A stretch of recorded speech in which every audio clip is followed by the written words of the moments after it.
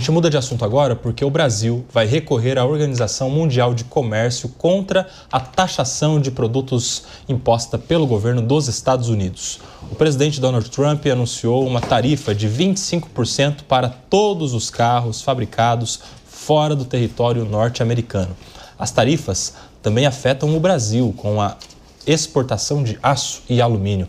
Há a expectativa de que novas taxas sejam aplicadas. Ontem, o presidente Lula lamentou pela política tarifária de Donald Trump e voltou a dizer que vai aplicar a lei da reciprocidade.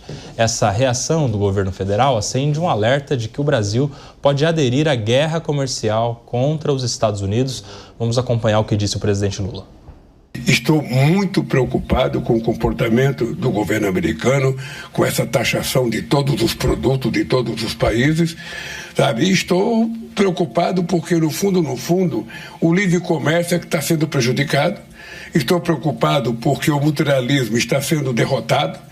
Estou preocupado porque o presidente americano não é xerife do mundo. Ele é apenas presidente dos Estados Unidos.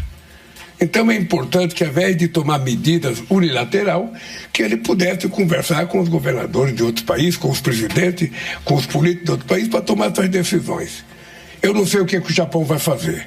No caso do Brasil, nós vamos recorrer ao OMC e, se não tiver resultado, a gente vai, utilizar, os instrumentos que nós temos, que é a reciprocidade e taxar os produtos americanos. E aí, prometendo agir o presidente Lula, recorrendo ao OMC e depois, se não der certo, ele vai aplicar reciprocidade. Como é que você vê, Maria, esta trilha lançada pelo presidente Lula, esse seu projeto de reação? Olha, eu acho complicado demais. A gente sabe que a questão da guerra cambial, da taxação, é uma ferramenta que foi prometida pelo Trump. Ele sempre deixou isso muito claro na sua campanha, no seu segundo mandato, e está aí cumprindo o que disse na sua candidatura, né? Então, os países já sabiam que ia vir isso. A gente sabe que o impacto dessas taxações sobre os produtos que entram nos Estados Unidos é muito grande. Atualmente, grande parte da indústria de automóveis nos Estados Unidos, as peças vêm de fora, então o impacto dessa taxação vai ser estrondoso para a economia norte-americana, assim como as outras tarifas que já foram anunciadas anteriormente. Essa guerra de taxação tarifária está apenas começando. Então, eu entendo que os países vão ter que começar a se armar, entre aspas, né? Porque não dá para ficar de braços cruzados e assistir os Estados Unidos fazer o que bem entende e não ter nenhum tipo de reação, porque toda ação gera uma reação, a lei básica da física. Então, eu entendo que o Lula está fazendo o que lhe cabe nesse sentido, gente. É imprescindível que os países tenham que agir de maneira prudente para conseguir ter uma forma de negociar com os Estados Unidos e, a partir daí, achar alternativas para os parceiros econômicos alternativos que reduzam a dependência destes países com os Estados Unidos. Agora, vai ser um baque? Vai, porque os Estados Unidos é o nosso segundo maior parceiro econômico, mas a gente vê que os Estados Unidos está, de fato, agindo de uma maneira que não é tão consistente com o multilateralismo, como bem disse o presidente, e é preciso encontrar alternativas. Aninha, eu já quero te ouvir, mas antes os nossos colegas estão discordando da Maria. Não, por favor, eu faço questão. Não, é porque assim, hoje os governos estão estudando como que vão atuar em relação aos Estados Unidos e qual seria a melhor resposta. Você responde, efetivamente, ou faz como o México e deixa quieto, e aí depois vê... Aparentemente tem sido o melhor o silêncio, a não resposta efetiva. Por quê? Porque assim, no caso do Brasil especificamente, quando Lula fala isso, gente, ele não está fazendo um sinal externo, ele está fazendo um sinal interno, tá? Na prática, o Brasil, ele tem uma fragilidade muito grande quando a gente está falando de comércio exterior. As cadeias globais de exportação do Brasil depende de commodity. Na prática, é muito difícil um país como o nosso conseguir tornar alguma punição efetiva, entende? E o Lula sabe disso. Obviamente, o Lula é uma pessoa inteligente e sabe disso, né?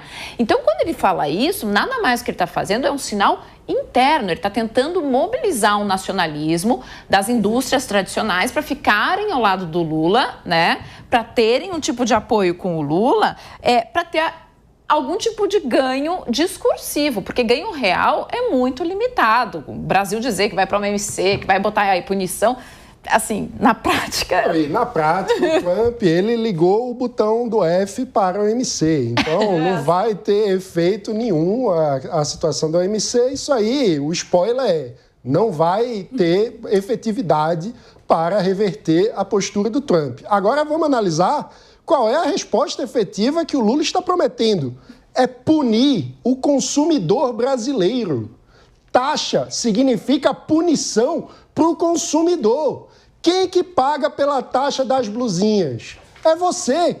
Na prática, inclusive, vale dizer que há várias pesquisas que mostram que de todas as medidas do governo Lula, a mais rejeitada foi a taxa das blusinhas. O que Lula está fazendo, prometendo aumentar, botar um esteroide, um anabolizante na taxa das blusinhas, a política mais rejeitada do seu próprio governo, porque isso significa punir o consumidor brasileiro, que teria que pagar ainda mais caro por produtos que sejam importados a partir dos Estados Unidos. Esse tipo de lógica nos faz ser o país que tem um dos carros mais caros do mundo, porque nós somos extremamente protecionistas. Nós temos o iPhone mais caro do mundo por conta de políticas como essa, que na prática obrigam o brasileiro a pagar mais caro por produtos de pior qualidade. Então, de um ponto de vista de interesse nacional, de interesse do cidadão brasileiro, a gente está vendo um grande tiro no pé. A gente está vendo a punição aos brasileiros. Mas tem gente que fala que a taxação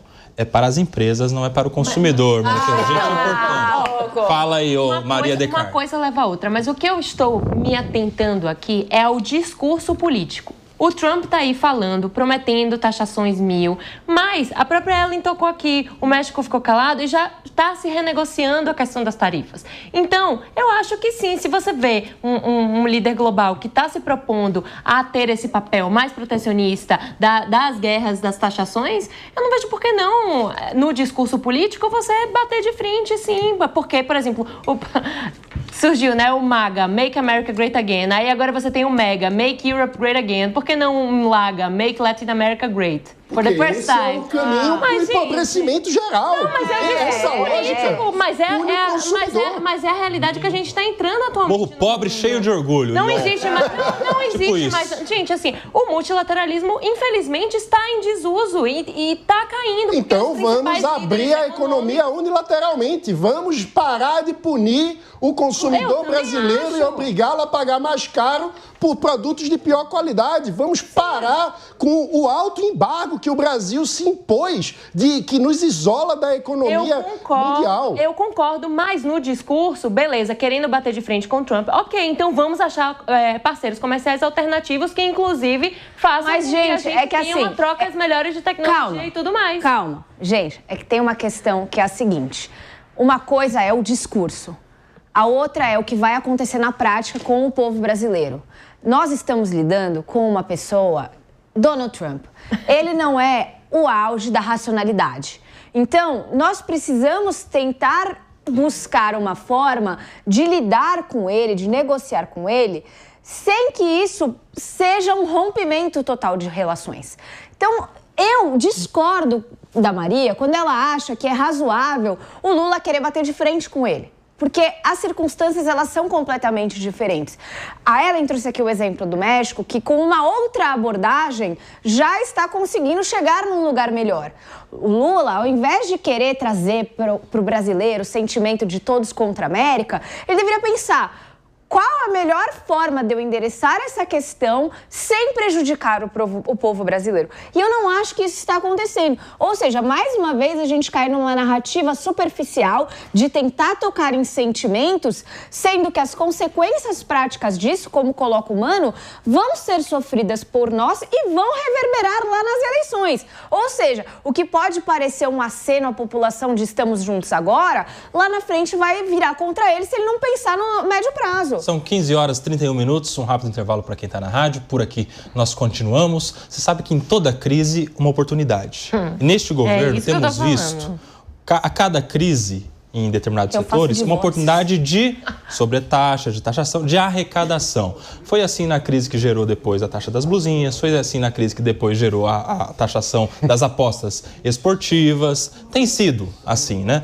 Por quê? Porque ao lado de toda essa discussão, o Trump, o Brasil e a guerra comercial, há também as necessidades do governo, as necessidades fiscais, o tal do objetivo inalcançável do déficit zero, que nunca chega, o descrédito que o mercado coloca sobre a irresponsabilidade fiscal do governo, enfim. Seria aqui a oportunidade do governo de ver mais ali uma chance de, já que tudo isso está acontecendo, eu dou um discurso, saindo grandão no discurso, e já aproveito e dou uma taxadinha aqui de leve nos produtos americanos, ô Mano Ferreira, para ajudar na arrecadação. É o discurso. O problema desse cálculo, Koba, é que o maior problema, inclusive para a aprovação do governo Lula, hoje é a inflação.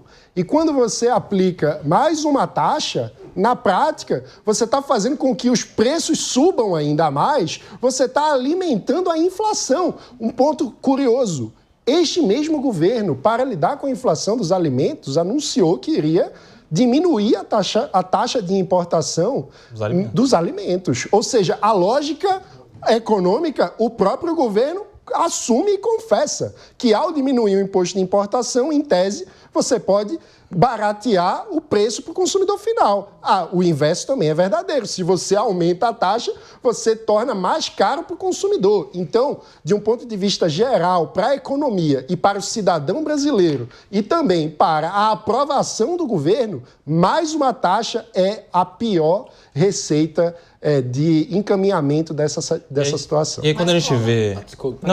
Pode falar. Assim, não, mas é só importante dizer assim, mas cola bem com o setor industrial tradicional que a gente tem, né? Que gosta dessa proteção excessiva. Então, quando o Lula faz essa mobilização nacionalista, ele está conversando com este setor. Ele está fazendo uma sinalização positiva para trazer para o lado dele esse setor industrial tradicional que acha que a gente tem que botar um monte de taxa para proteger a indústria nacional e aí, com isso, perdemos produtividade, perdemos competitividade. Agora, Mano, a única boa notícia aqui é que, assim, a partir de agora, o americano vai saber o que é pagar um iPhone caro, entendeu? Se continuar desse jeito, eles vão descobrir que o iPhone pode custar 15 mil. Sabe o que eu acho interessante, dentro dessa discussão aqui que nos traz o Mano, que coube ao ministro da Indústria anunciar medidas contra a indústria brasileira, não é? Que nós vamos trazer produtos de fora, principalmente da agroindústria brasileira, né? Não só do agronegócio, mas da agroindústria também, das pessoas que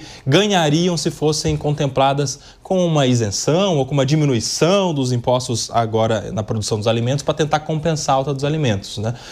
E aí a gente vê a figura do Alckmin que tem sido, nesta questão, muito diferente do presidente Lula. O presidente, desde as primeiras vezes, fala em reciprocidade, o Alckmin é mais comedido, fala que em outras ocasiões já usou o sistema de cotas, enfim. Como é que você vê a figura do vice-presidente nesta questão, Ana Beatriz? Porque ele, que é o ministro interessado, né, mas que também é uma figura política importante, principalmente para o ano que vem, diante de uma baixa popularidade do presidente, diante da chance dele estar ou não na chapa, ou de vir para São Paulo disputar Senado ou governo, que também é uma possibilidade. Como é que ele tem se saído nessa questão toda? Então, Koba, eu acho que pode até ser que eu faça uma análise viesada, porque me agrada muito o tom do vice-presidente, né? Ele sempre se colocou com uma postura mais amena, uma postura menos extremista. E este é o tipo de político que eu gosto. A gente sabe que teve aí uma mudança drástica de rota quando ele decidiu ser vice-presidente na chapa com o Lula, que era um adversário político até então. Mas, de todo modo, eu acho que ele consegue, de alguma forma, dialogar com aquele que tem menos resistência ao governo. Então, ele está ali no meio do caminho para conseguir trazer esse diálogo, para conseguir se comunicar. Então, eu acho que, por esse motivo, ele é extremamente importante para o governo. E aí entra um pouco essa questão dos empresários, aquela coisa toda que, tradicionalmente, não se dá tão bem com o presidente Lula ou com o PT. Quando chega Geraldo Alckmin para conseguir conversar com eles, ele consegue. Ele tem um caminho que é mais aberto do que outros representantes do governo. Então, eu acho que nesse aspecto é muito positiva e é essencial a presença dele para tentar, de alguma forma, fazer o país caminhar.